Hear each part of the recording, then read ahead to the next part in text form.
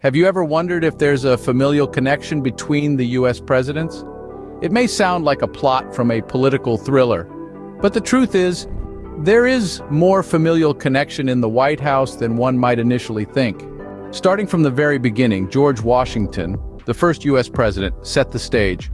While he had no direct descendants, his family tree intertwines with some of the most influential families in American history. Moving on to the Adams family, not the spooky and kooky ones, but the presidential one, we find the first father-son duo to serve as U.S. presidents. John Adams, the second president, and his son John Quincy Adams, the sixth president, both had significant impacts on the early development of the United States. Fast forward to the 19th century, and we encounter the Harrisons. William Henry Harrison, the ninth president, was the grandfather of Benjamin Harrison, the 23rd president. They were the first grandfather-grandson duo to hold the highest office in the land. Now let's delve into the 20th century, where we find the Roosevelts. Theodore Roosevelt, the 26th president, and Franklin D. Roosevelt, the 32nd president, were fifth cousins. Furthermore, Franklin D. Roosevelt was married to Eleanor Roosevelt, Theodore's niece. As we move into more recent history, we encounter the Bush family. George H.W. Bush, the 41st president, and his son George W. Bush, the 43rd president, are only the second father-son duo to both hold the presidency.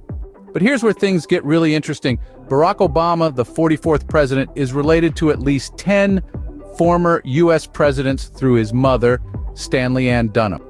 These include James Madison, Harry S. Truman, Lyndon B. Johnson, Jimmy Carter, and yes, George W. Bush and his father, George H.W. Bush.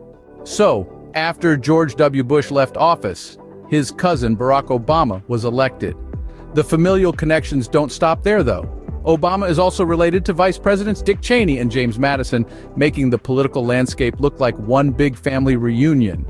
In conclusion, the familial connections between U.S. presidents are more intricate than one might initially think. From father-son duos to distant cousins, the family tree of U.S. presidents is deeply intertwined. It just goes to show, politics may be more of a family business than we previously thought. Who knows, maybe you have presidential blood running through your veins too?